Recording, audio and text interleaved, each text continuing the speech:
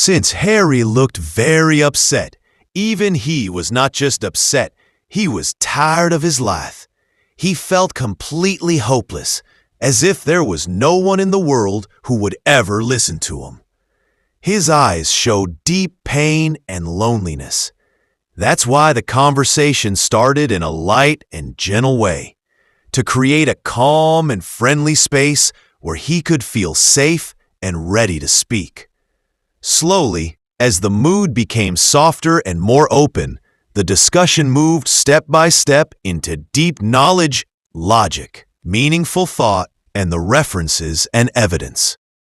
Hey, you seem a bit troubled. Everything okay? Maybe I can help. Well, life feels kinda strange. Sometimes I wonder, what's the point of all this? Why are we here? This universe, everything.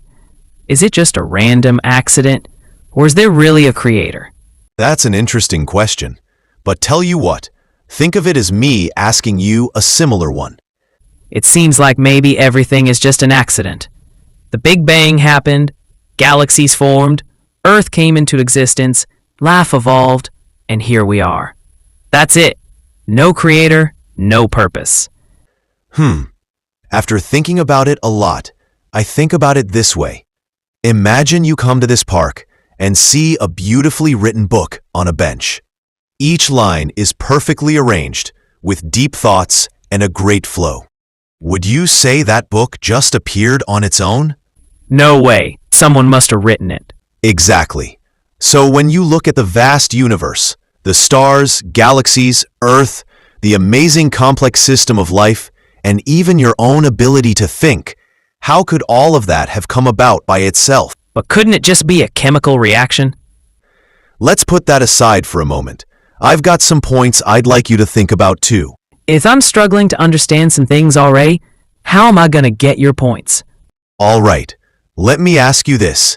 Have you ever seen a tiny seed inside the earth? The first shoot of it is so fragile that a light breeze could break it. But it grows and breaks through the earth's surface. Wow, that's actually an interesting point. Have you thought about the fact that the soil where it was planted is tasteless? The water that nourished it is tasteless, and even the seed itself was tasteless. So how did it turn into a sweet, juicy fruit? That's a good point too. Rain falls on the earth absorbs it. Then the water goes into the roots. But somehow, in bananas, it turns into flavor. In coconuts, it becomes water. In almonds, it turns into the nut. In peppers, it becomes spice. And in olives, it turns into oil. One water, one sunlight, one earth. But how does it make such a difference? Wow, I never thought about it like that. Have you ever looked up at the sky? At night, the stars twinkle, and the moon dims the darkness with its light. Yeah, it's amazing to lie back, relax, and just look up at the sky. Exactly. But has the moon ever collided with the sun? Has the sun ever changed its course? Has the sun ever risen from the north instead of the east? Has the whole system ever been out of order for even a moment? No way. Everything is running smoothly with a perfect system. But what does this have to do with my confusion?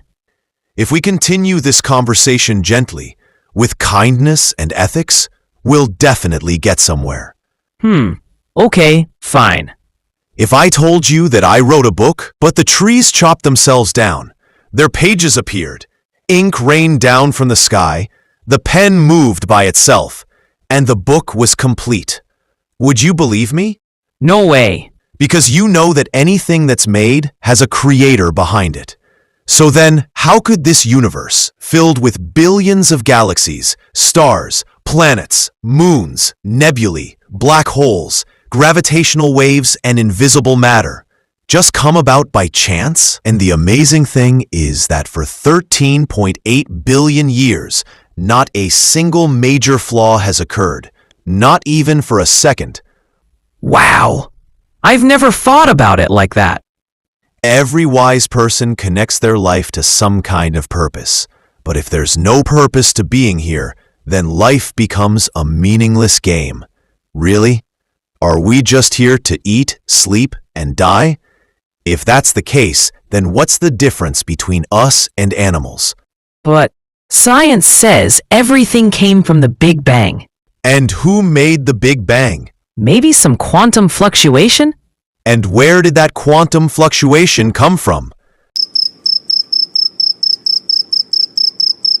What happened? Look, everything made has a cause. When you see a complicated machine, you immediately understand that someone designed it. So how could this great universe, with laws that are so intricate and balanced, come into existence without a creator? Oh my days. Life. Sometimes it feels like we're just flowing in a river.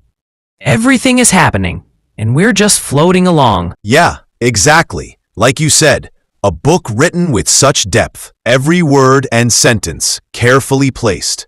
How could it have written itself?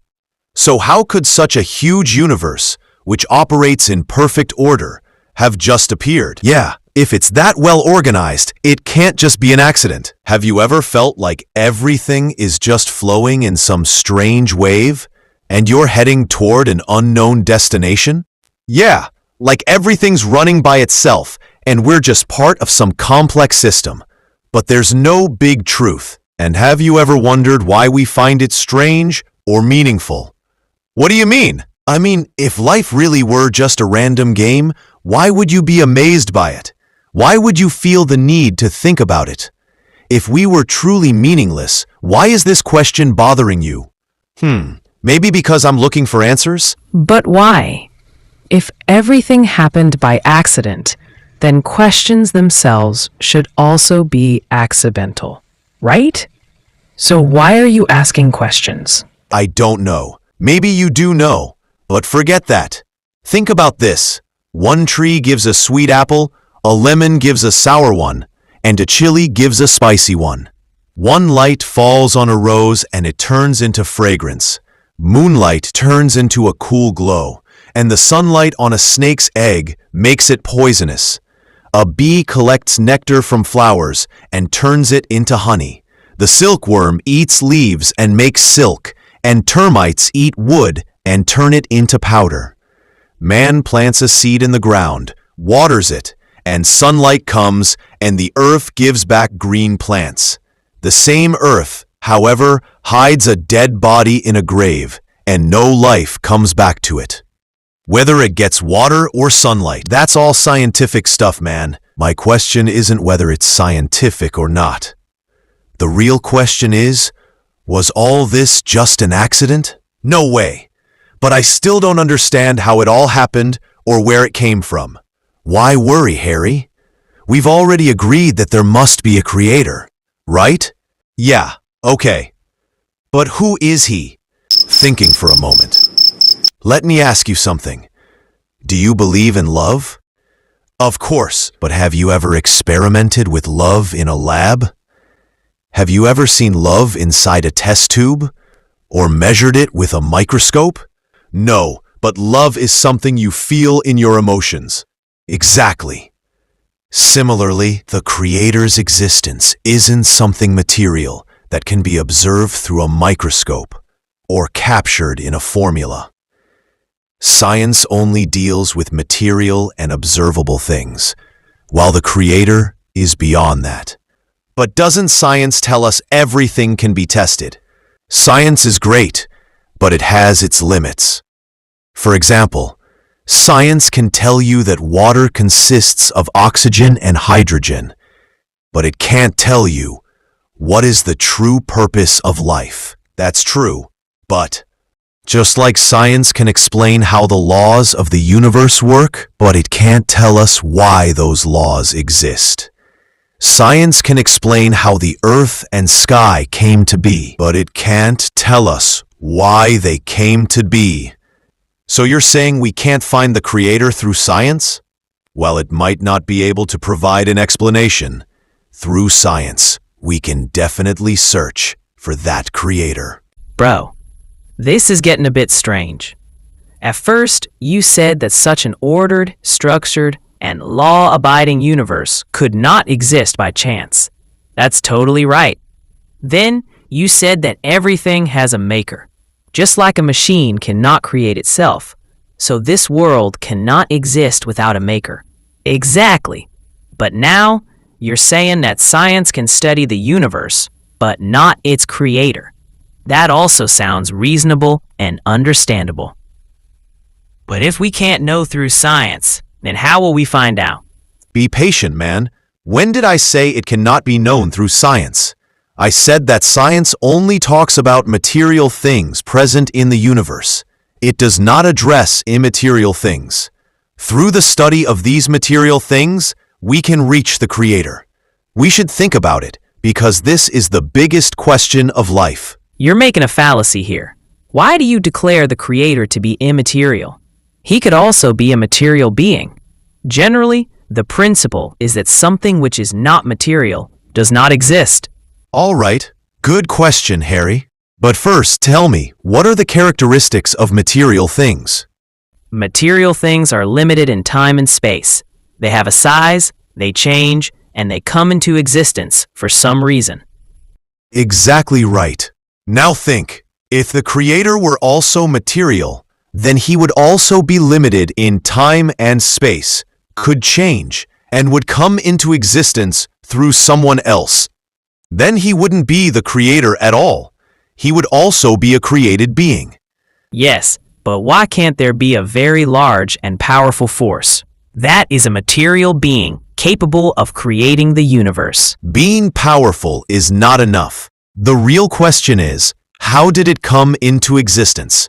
If it is material, then it must also have a creator. And then that creator must also have a creator. This would create an infinite chain, the end of which is impossible, because there must be some first being that is not dependent on anyone, which can serve as a stopping point. All right, I accept that material things are limited, change, and come into existence for some reasons. But still, isn't it possible that there is some extremely great and complex material existence that has always been and is not dependent on anyone? All right, let's look at it from another angle. What is the most fundamental characteristic of material things? They occupy space, they have components, and they are subject to the laws of nature. Exactly. If some existence is material, then it must necessarily be present in some location, be bound by some law, and have components. Now think, if God has components, then he is made up of components, meaning he would be dependent on his components. And how can someone who is dependent be the absolute creator? But suppose he is material and still not dependent on anything? Have you ever seen a material thing that is without a law, not bound by any time or place, and not dependent on anyone? No. All material things are either within time or subject to the laws of nature. Exactly. If some existence is material, then it must also be part of some system or law. If it is part of a law, then it is subject to that law, not the creator. So you're saying that if the creator were material, he would also be under some greater law? Yes, and how can someone who is bound by laws be the creator of those laws? That's why philosophers and scientists agree that the creator cannot be subject to any law. He must be the creator of the laws. So that means if the creator were material, he would also be part of some system. And then he wouldn't be the first being? Exactly. Therefore, if there is to be an eternal, infinite, and self-sufficient being, it must necessarily be immaterial. Otherwise, it would also be dependent on someone, and it's impossible for the creator of the universe to be dependent. Okay, this point is new for me. I will have to think more about it. It's great that you intend to think about it, Harry. That's what intellectual honesty is. One should not accept anything blindly without thinking. But let's take another step further. If the creator were material, what would that mean?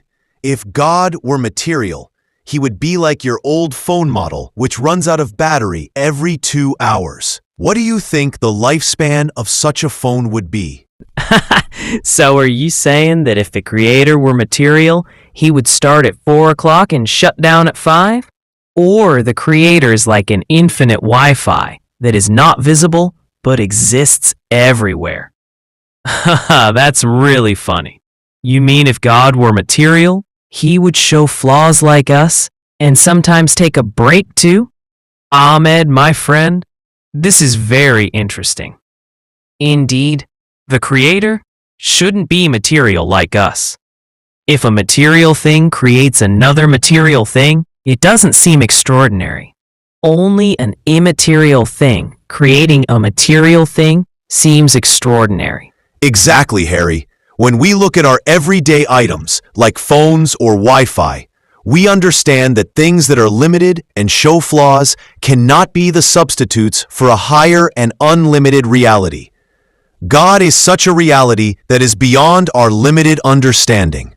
Wow, you've made me laugh a lot and cleared my confusion too. Now I really feel like thinking more about this. Look, Harry, if an engineer creates a computer, he doesn't enter the computer to say, "I was created by so-and-so." Instead, he provides a manual, user guide for that computer, which includes all the necessary instructions. So, you're saying that if there really is a creator, then he must have given us some manual? Yes, exactly. If there really is a creator, and he has sent a guide, then how will we know which book is true? Because there are so many books in the world, and many believers believe in different creators. Now, which book is true? And how many creators are there? And among those creators, which one is the original creator? That is the essential question. Every religion claims its book is true, but there are certain standards for truth. For example, we need to check: 1. Is this book completely preserved? 2. Is it conflicting with truth and rational arguments? 3. Does it make predictions that have come true later? 4. Is it in harmony with scientific facts? 5. Does it provide guidance for every aspect of human life? 6. Are there any S's in the book? And which book do you think meets all these standards? I have looked at the Bible, Old Testament and New Testament, the Vedas, Rigveda, Yajurveda, Samaveda, Atharvaveda, the Tripitaka, the Agamas, the Avesta, and the Bhagavad Gita, but I couldn't find any of them that combine all these points together. So you mean you read all of this and none of the 6 points you mentioned are found in a single book? Really? But you haven't mentioned one book, and that is the Quran. I was just about to mention that I found all these points combined only in the Quran. Really? All of those points? Yes, absolutely, all of them. But this is an old book, and one of the conditions you stated for a good and complete book is that it must be in harmony with scientific facts. So, where did science come from in such an old book? Because modern science came long after the Quran. Brother, that's the amazing part. This criterion is indeed present, and it covers every aspect of life. There is not a single in it. It is a completely preserved book. The things that modern science is just now discovering were already mentioned in this book over 1400 years ago. You must be joking. This is no joke. Those who follow other books know that these books are not in their original form. Their original languages don't even exist in the world anymore. But the Holy Quran is a magnificent book where every single letter, every word, every sentence, and even the sound of its recitation has been preserved to this day. And the language it was revealed in is still spoken throughout the entire world. What's even more astonishing is that the person who brought us this book was never taught to read or write by anyone. He never learned from any human being in this vast universe. Think about it. An illiterate man in a desert brought forth a book that contains scientific truths discovered centuries later, prophecies that came true, and laws that have guided billions for over 1400 years. This isn't just a book. It's a living miracle, a whisper from eternity that challenges everything we thought we knew about history, language, and the very source of knowledge itself. Well, Let's talk about the other points later. First, do you have any evidence? Absolutely. But give me 10 minutes. I want to explain it clearly. And please don't interrupt me. Listen with the intention to understand carefully. You have every right to raise questions or objections. As soon as I finish speaking, you can share all your thoughts. Wait a minute.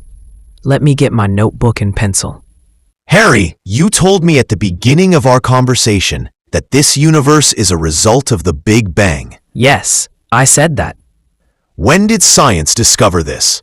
The Big Bang Theory was introduced about 100 years ago in 1927 by George Lemaitre, and scientific proof was found in 1964, which is about 60 years ago. Okay, tell me, did anyone know about this theory 500 years ago?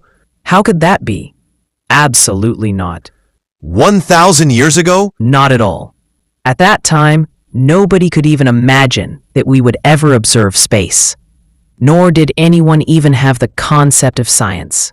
Harry, what did you say earlier about how old the Quran is? About 1,400 years? Look, here is chapter 21, verse 30 of the Quran. أولم ير الذين كفروا أن السماوات والأرض كانتا رتقا ففتقناهما وجعلنا من الماء كل شيء حي أفلا يؤمنون.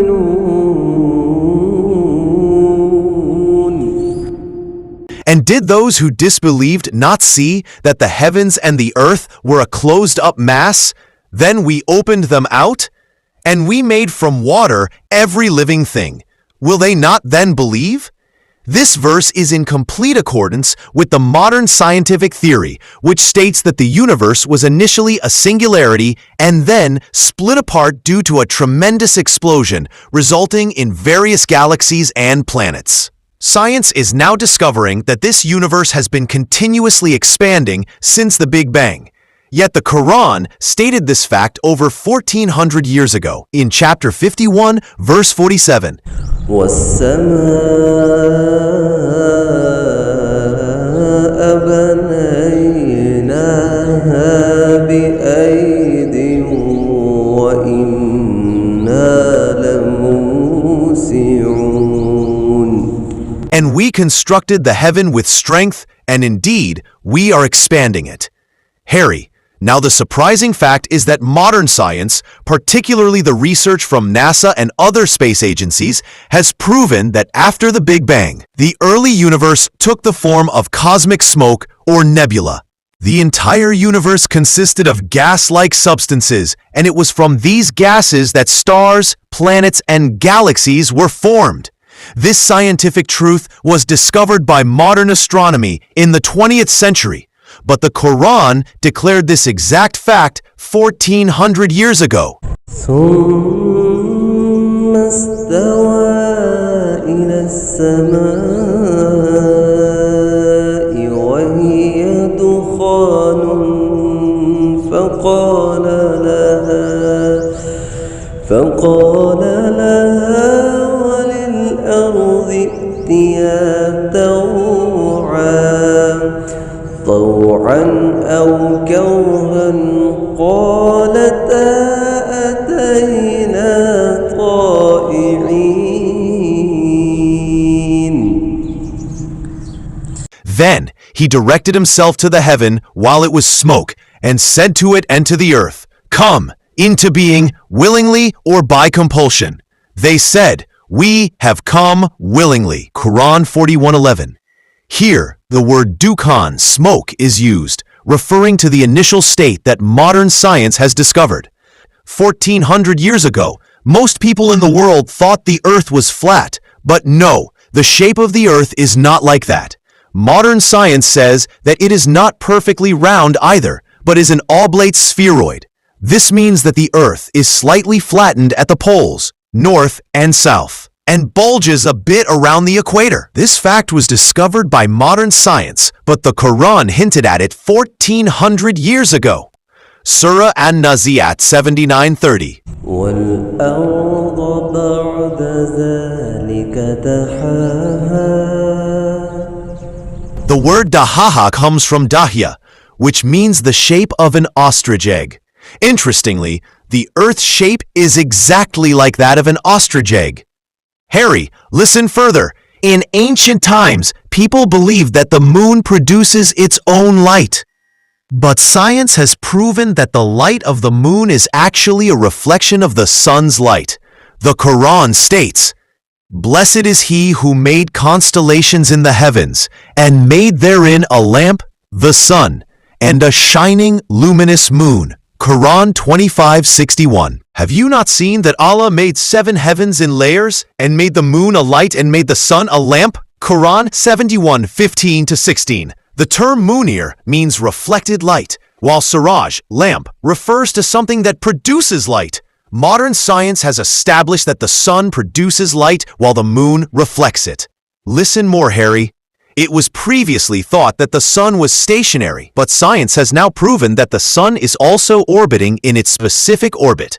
The Quran states, "And he it is who created the night and the day and the sun and the moon. All heavenly bodies are swimming along in an orbit." Quran 21:33. This completely aligns with modern scientific research, which shows that the sun is orbiting around the center of the galaxy. Scientists have also discovered that the energy within the sun will one day run out, causing it to extinguish. The Quran has expressed this fact as, "And the sun runs on its course for a time determined. This is the decree of the exalted in might, the all-knowing." Quran 36:38.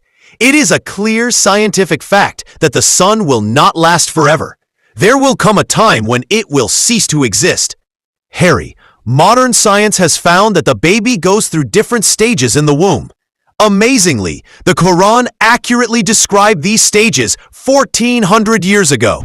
ولقد خلقنا الإنسان من سلالة من طين ثم جعلناه نطفة في قرار مكين ثم خلقنا النطفة علقة فخلقنا العلقة مضغة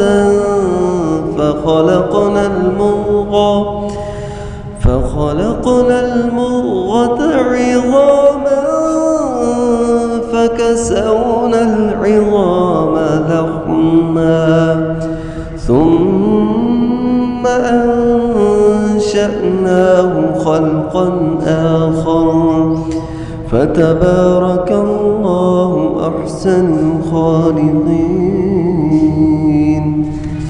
Indeed, we created man from a product of wet earth. Then we made him a sperm in a firm lodging. Then we made the sperm a clinging clot. Then we made the clinging clot a lump resembling chewed meat. Then we made from the lump bones and covered the bones with flesh. Then we developed out of it another creature. So blessed is Allah, the best of creators. Quran 23:12-14. The stages mentioned here exactly correspond to modern medical science. Nutfa, sperm and egg. Human birth begins from the sperm, as science has proven. Alaka, leech-like clot. The embryo initially takes the form of a sticky blood clot that attaches to the wall of the womb, just like a leech sucks blood. Mudgha, shaped like a chewed lump. The embryo takes on the appearance of a chewed lump, which can be clearly observed in modern ultrasound scans. Bones. Science has discovered that the bones are formed first, and then flesh is added, which aligns perfectly with the words of the Quran. This scientific truth has also been acknowledged by Professor Keith Moore, an expert in embryology, who has confirmed that the stages described in the Quran are entirely compatible with modern science. Gender determination, a precise revelation. Harry, do you know how the gender of a baby, boy or girl, is determined? It was previously believed that the mother's body plays a role in determining the baby's gender. But modern science has proven that this is done through the father's chromosomes, Y and X. A woman has XX chromosomes, meaning she can only provide an X chromosome.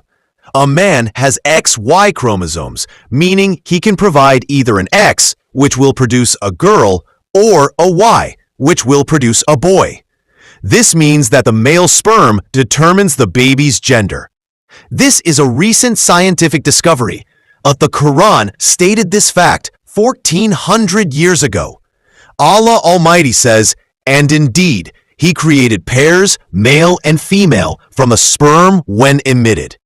Surah An-Najm 53:45-46. Here, the term نطفة إذا تمنى means from a sperm when emitted, clearly pointing to the male sperm. The meaning of sees, a hidden barrier. There are many more arguments. Don't worry. I had asked you for 10 minutes. Listen, have you ever heard that at some places two seas meet, but their waters do not mix? Science has discovered that where two different seas meet, there's an invisible barrier that keeps them separate. But the Quran informed us about it 1400 years ago. Allah says, "He it is who has made free-flowing and salty seas meet, and He has placed a barrier and a prohibiting partition between them." Quran 25:53. This reality can be observed today at the junction of the Atlantic Ocean and the Mediterranean Sea, where both seas meet yet remain distinct. Now think, how could any human know this 1400 years ago? Especially a person living in the Arabian desert who had never seen such a sea.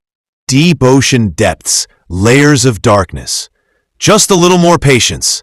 Science has discovered that deep oceans are so dark that light does not reach them, and within them are several layers of waves that are different from surface waves. The Quran mentions, "Or their deeds are like a deep sea covered by waves, topped by clouds, darkness upon darkness. When one puts out his hand, he can hardly see it, and he whom Allah does not guide, for him there is no light." Quran 24:40. This is a fact that science has recently discovered. Light does not reach deep oceans, and they have internal waves that are different from regular waves. All these scientific facts have now been proven through modern research, yet they were stated in the Quran 1,400 years ago, at a time when modern tools and technology did not exist. The question arises, was this just coincidence? Or is he truly the message of the Creator? Wow, amazing and interesting. You say that the Quran refers to the moon as nur, reflected light, and the sun as siraj, self-luminous light. But the truth is that even in ancient times, people knew that the moon's light comes from the sun. If this was already known, then this statement in the Quran is not a miracle. Good question, Harry, my friend. You said that people in ancient times already knew that the moon reflects light, so the Quran saying this is not a miracle. Let's think about that. Did ancient people really know this? Not really. Most ancient civilizations actually believed that the moon produced its own light or was some kind of divine object.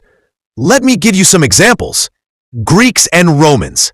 Many believed the moon was a goddess, like Selene in Greek mythology.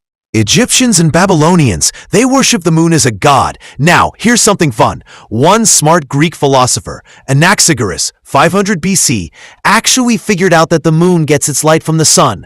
Bravo, Anaxagoras! But guess what? Instead of people saying, "Wow, great discovery," they put him in jail and later exiled him. Why? Because most people did not know or believe this fact at that time. If they did, they wouldn't have punished him. Sources: Internet Encyclopedia of Philosophy, iep.utm.edu, Smithsonian Magazine, smithsonianmag.com, MacTutor History of Mathematics, Maths History at standrews.ac.uk. What does the Quran say? Now, let's look at what the Quran said 1,000 years before modern science confirmed it. "And we made the moon a light, nur, and made the sun a lamp, siraj." Quran 71:16. Siraj, lamp, a burning source of light like the sun. Nur, light, a reflected light like the moon. Wow, this is 100% scientifically accurate. But wait, let's ask a very important question. Okay, if this was common knowledge, why did other books get it wrong? If ancient people already knew this, then why did 1. Greek, Hindu, and Babylonian texts call the moon a light source? 2. Scientists like Galileo 1609 and Newton 17th century have to prove this again? 3. The Bible, Genesis 1:16 say, "Then God made 2 great lights, the greater light to rule the day, moon, and the lesser light to rule the night, moon. He made the stars also." No difference between original light and reflected light here. So tell me, if everyone knew this, why did they all get it wrong except the Quran? So, how did the Quran get it right? Here's where things get interesting. The Quran was revealed 1,400 years ago to Prophet Muhammad, peace be upon him, who was an unlettered man, could not read or write. Arabia was not a scientific hub like Greece or Rome. So how did the Quran use perfect scientific words, Nur for reflected light, Siraj for burning light? Avoid the mistakes found in Greek, Hindu, and Christian texts? C. State a fact that science only confirmed 1,000 years later? Could it be just a coincidence? Or maybe, just maybe, the Quran is from a divine source? Final thoughts. And a little humor. Let's be honest. If someone in 600 AD was just guessing about space, they would have made at least some mistakes. But nope. The Quran gets it 100% right, while even big civilizations got it wrong. Go find me one ancient book before the Quran that correctly says the moon's light is reflected. And then, just like the Quran, it should also say that there is no doubt in it. Just one. The Quran refers to the moon as Nur, reflected light, and Munir, while the sun is referred to as Siraj or Wahaj, which correspond to self-luminous body in modern scientific language. Harry, you can see that this is not a trivial matter. Rather, it is a very significant scientific truth that was discovered later. Harry, you can see that this is not a trivial matter. Rather, it is a very significant scientific truth that was discovered later. If the Quran were a human endeavor, it would repeat the misconceptions of the people. If this were mere coincidence, then other ancient books should have had the same truths, but they do not. If this is not the message of the Creator, then why doesn't any other religious book state this truth? All these pieces of evidence confirm that this knowledge comes from a being who is the creator of all things, and whose knowledge encompasses everything.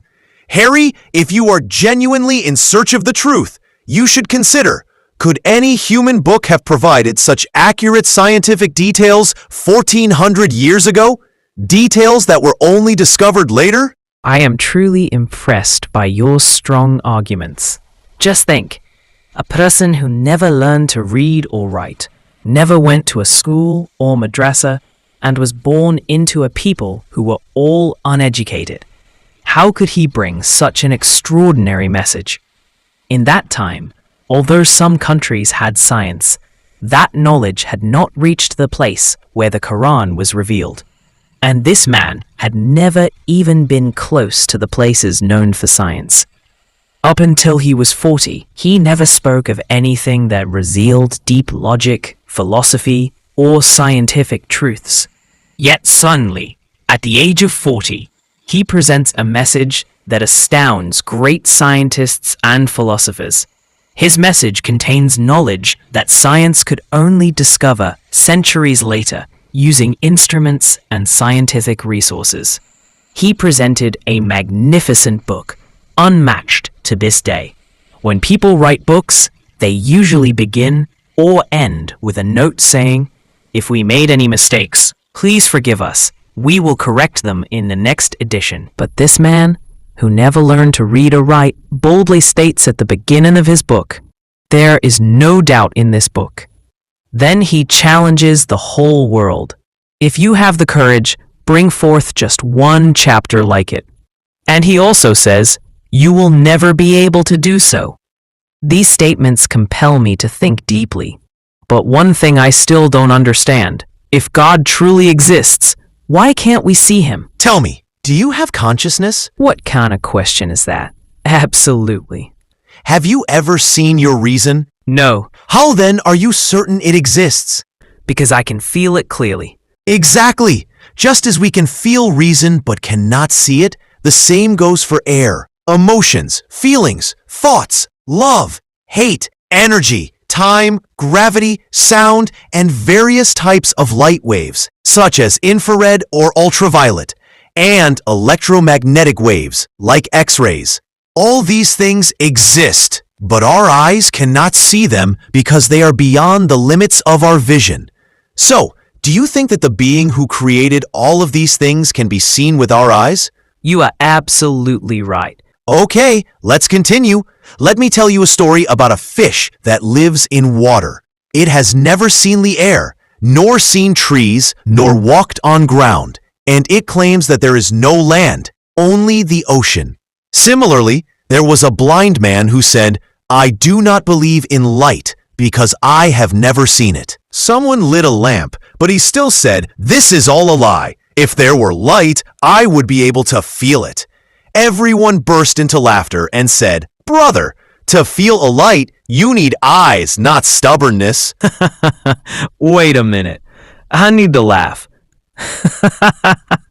Oh, brother, saying that is like someone claiming, "I can't see the signals, so there must be no TV channels." Ha ha ha. So it turns out that just because something cannot be seen does not mean it doesn't exist. All right, bro, leave it. We'll check it later. Science has discovered that plants also have male and female forms. Yet 1400 years ago, the Quran stated, "Blessed is he who created all things in pairs, whether from the earth or from themselves or from things they do not know." Quran 36:36. Tell me, who informed Prophet Muhammad, peace and blessings be upon him, of this? Who? Harry, you've asked a question that cannot be answered simply with words. Because knowing Muhammad, peace and blessings be upon him, is not just about obtaining information. It's like meeting a great personality. But let me give you a glimpse that will make your heart say, "I wish I could see him." Now, I really want to know. Tell me, who is Muhammad? Imagine a society 1400 years ago where the powerful devoured the weak, where lies were commonplace, deceit was part of business, women were buried alive, there was no respect for slaves, and truth had become a dream. In the midst of this darkness, a figure was born, Muhammad, peace and blessings be upon him, into a family that had no wealth but immense honor. He grew up and people began to marvel. This man does not lie. He never deceives. He never hurts anyone's heart. He always speaks the truth, no matter the circumstances. Really? How can a person be so perfect? That's the wonder. Prophet Muhammad, peace and blessings be upon him, never attended school, did not learn from any teacher, nor did he open any philosopher's book, yet he became a sea of knowledge. He lived for 40 years among the people of Mecca, and his life was like an open book before them. No blemish, no stain, no mistake, no deficiency whatsoever. In fact, he was so truthful and honest that even the greatest merchant of Mecca, who valued his reputation more than wealth, entrusted his money to Muhammad, peace and blessings be upon him, because they knew this man cannot deceive. They themselves named him Al-Amin, the trustworthy, and Al-Sadiq, the honest. There was no one as truthful as him and no one as trustworthy. How is that possible? People usually take advantage of opportunities. Wow. But did he ever lie? Harry, think about it. How could a person known as the most truthful in the world, whose truthfulness was acknowledged even by his worst enemies, ever utter a lie for a single moment in his life? No, never! That's why when Muhammad, peace and blessings be upon him, declared, "I am the messenger sent by Allah," his enemies had no way to refute him. They knew that Muhammad, peace and blessings be upon him, had never lied. So why would he do so now? This is indeed strange. So what did his enemies do? Here's the remarkable part. Instead of denying his words, his enemies began to oppress him because they had no way to disprove him. Think about it, Harry. If Muhammad, peace and blessings be upon him, were really a liar, his lie would have been exposed in a few days. But he remained truthful for 40 years. And then when prophethood was granted, not a single finger was pointed at him for another 23 years. Listen to me, bro. Science has discovered that bees also have male and female forms. Only the female bee collects nectar and makes honey. The male bee does not produce honey. This fact was written by Richard Remnant in his book, A Discourse or History of Bees. But how did the Quran mention this fact 1400 years ago? Look at how the Quran states, وأوحى ربك إلى النخل أن اتخذي من الجبال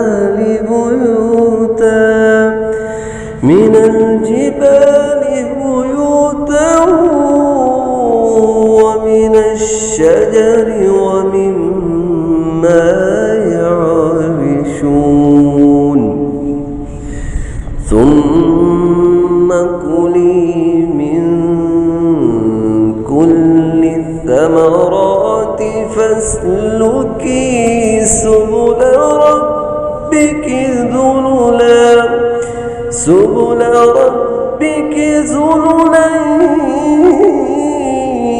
يخرج من بطونها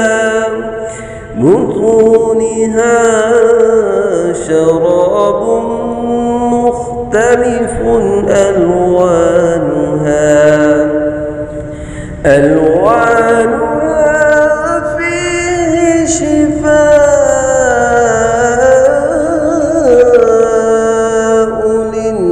للناس إن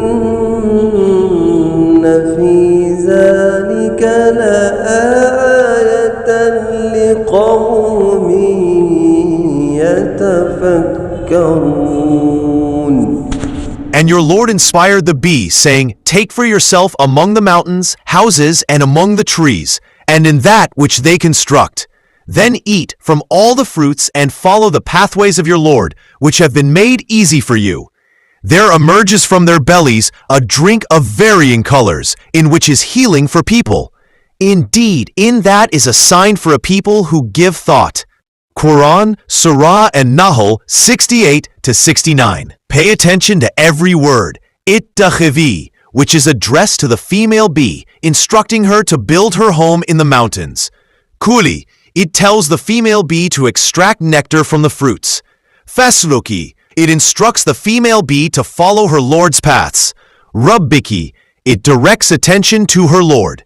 Buduniha, it specifies that honey comes from the bellies of female bees. Now think about it. How could a person who never learned to read or write and never studied under anyone express these scientific facts with such certainty and clarity? And in a book that claims there is no doubt. Tell me honestly, what do you think of a book that has already stated these facts, and a book that challenges others to bring forth something similar? Not a single expert in Arabic has been able to produce anything like it for over 1,400 years. What's wrong? Why are you silent? You ask, why can't I see Allah? But Allah has shown you His existence by mentioning the Big Bang, describing the movement of the sun, referencing the moon's reflection of light, and explaining the miraculous process of a baby's development in the womb. Allah has shown you His existence by revealing the shape of the earth and that the sun will one day cease to exist. If you still say, I haven't seen Allah, then tell me, what is the true meaning of seeing? I would argue that even things visible to the eyes can sometimes deceive you, but these clear signs leave no room for doubt. So can you now see Allah? Oh, yes, but I have one question in my mind. Allah already knows who will go to paradise and who will go to hell. So why doesn't He send them straight there? Why put us through this life and trial? Let me explain with a simple example. Suppose I have two students. After teaching them, I know that one will score 100% on the exam and the other will score 25%. So, I decide in advance that I will give the trophy to the first one and punish the second one. Actually, I haven't given them the exam yet. What? Yes, I've made a decision based on my knowledge alone. Now, the one I gave the trophy to will be happy, but the other student will complain. At least give me a chance to prepare. This is unfair. Oh, now I understand. The one who didn't get a chance will say that this is not justice because he wasn't given time to prepare. Exactly. If Allah sent people directly to paradise or hell, it would be unjust. They would not have any chance to perform good or bad deeds. Those going to paradise would be happy, but those going to hell would complain. Allah gives us life so that we can choose our actions, and then we receive rewards or punishments accordingly. This way, the decision is completely just, as everyone is given the opportunity to make their own choices in life. The Quran states, "He created death and life to test you as to which of you is best indeed, and He is exalted in might and forgiving." In 2 Al-Mulk, we will surely test you with fear, hunger, and a loss of wealth, lives, and fruits, and give good tidings to the patient. 155 Al-Baqarah. And I did not create the jinn and mankind except to worship me. 56 Ad-Dhariyat. Dr. Maurice Bucaille was a French Christian doctor and scientist. Initially, he was a follower of Christianity and focused primarily on medicine and science. However, his life took a remarkable turn when he learned about the story of the pharaoh and the discovery of his mummy, which is also mentioned in the Quran. In 1975, the Egyptian government requested help from France to examine the mummy of Pharaoh Ramses II because it was deteriorating. Dr. Bucaille, who was an expert, was part of the French team researching the mummy. When he examined it, he noticed something astonishing. There were salt particles in the mummy's body. This indicated that the pharaoh likely died by drowning in the sea. This discovery was shocking. Why? Because the Bible does not mention that the pharaoh's body was preserved after drowning, but when someone showed Dr. Bucaille a verse from the Quran, he was amazed. Allah states in the Quran, "Today we will save you in body, that you may be a sign for those who come after you, and indeed, many among mankind are heedless of our signs." Quran 10:92. This verse clearly states that Allah will preserve the pharaoh's body to be a sign for future generations. Dr. Bucaille was stunned by this revelation as it perfectly aligned with his scientific research. He realized that the Quran described a truth that modern science confirmed many centuries later. After seeing this remarkable correspondence, Dr. Bucaille decided to conduct a detailed study of the Bible and the Quran to find out if there were other scientific truths in the Quran. While reviewing the Bible, he found some statements that were inconsistent with modern scientific knowledge, such as those regarding the age of the earth and the stages of creation. However, when he examined the Quran, he found no errors. Rather, he found statements that were harmonious with modern scientific discoveries. After several years of research, Dr. Bucaille wrote a book titled The Bible, the Quran, and Science. In this book, he compared the scientific statements found in both the Bible and the Quran. He demonstrated that the Bible contains statements that contradict modern scientific facts, while the Quran encompasses knowledge that aligns with scientific discoveries. This revelation was not only astonishing for him, but also for many others, as the Quran was revealed 1400 years ago, long before modern science existed. As a result of his research, Dr. Bucaille concluded that the Quran could not have been written by any human, as it contains scientific and historical facts that would have been impossible for the people of that time to know. Ultimately, he came to accept that the Quran is a divine book, and this realization brought him closer to Islam. I am amazed by what you are saying. But if you don't mind, Ahmed, can I ask a few questions? Whatever questions you have about Islam, I will definitely give you complete, well-reasoned, research-based, satisfying answers to each of them. But for now, I have to leave. We can schedule this session for another day, God willing. For now, what did you understand from our conversation? Has your mind cleared up a bit? Brother, I am amazed. How can a person who hasn't studied at any university, hasn't read any books, hasn't learned to read or write from anyone, how can he challenge such massive scientific research? And he is challenging it. He's challenging the entire universe to produce just one surah, just one ayah, like the book Allah gave him. The whole world tried then. His enemies were countless, sworn enemies who never missed an opportunity to humiliate or trouble Muhammad, peace be upon him. They had a golden chance. They were all masters of Arabic. Arabic flowed in their veins. They were experts in Arabic. Yet all of them together couldn't produce even one ayah. How can a non-Arab do it today? Even the Arabic experts couldn't do it. What kind of challenge was that from Muhammad? I am still just thinking about that challenge. Then I'm amazed that the Holy Quran, a book from 1400 years ago, mentioned the Big Bang Theory, and it told us how the universe was created. And now I'm also thinking, how did the Big Bang happen? Did someone bang it? And what was before the Big Bang? Was it gases? Science is only just finding this out now. But the Holy Quran has been telling us this for so many ages. And then, 1400 years ago, the Holy Quran said, we are expanding this universe, expanding it.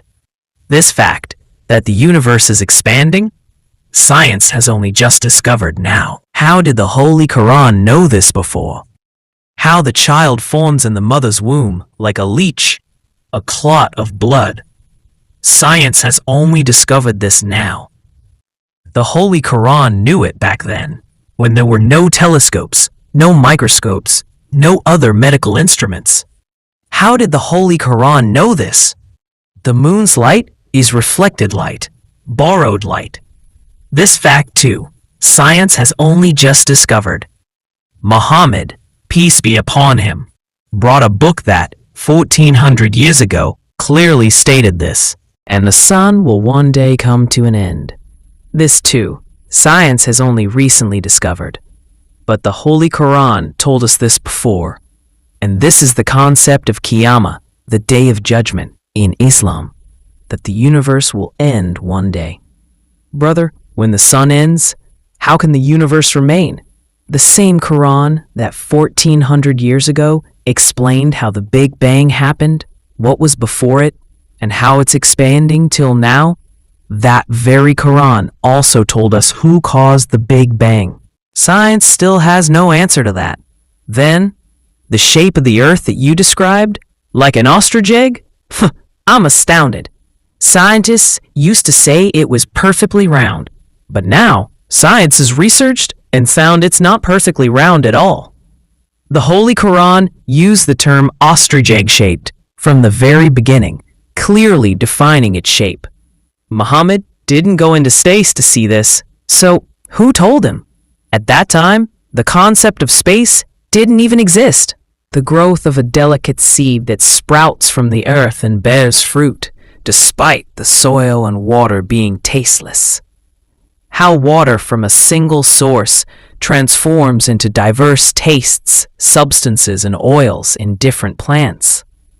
The precise celestial system of the sun and moon, which never deviates or collides. The impossibility of a book not being self-written, which is applied to the complex design of the universe and its flawless performance for 13.8 billion years. And I'm also thinking, even after 1,400 years, the Holy Quran is preserved with every single word, every single letter, every single line, even the sound of how it's recited is preserved. There isn't a single book in the entire universe like this, and I see people walking around who have memorized the entire Holy Quran by heart. I've never seen anyone in the whole world who is a hafiz, a memorizer of the Bible or the Vedas or any other book. But an 8 or 9-year-old child can memorize the entire Holy Quran. How is this possible? Even if the language isn't that child's native tongue, such a small child can memorize it. But a 100-year-old Bible scholar cannot recite the Bible by heart from beginning to end. Yet, an 8 or 9-year-old child can recite the entire Quran from beginning to end, sound by sound, word by word, letter by letter, without any difference.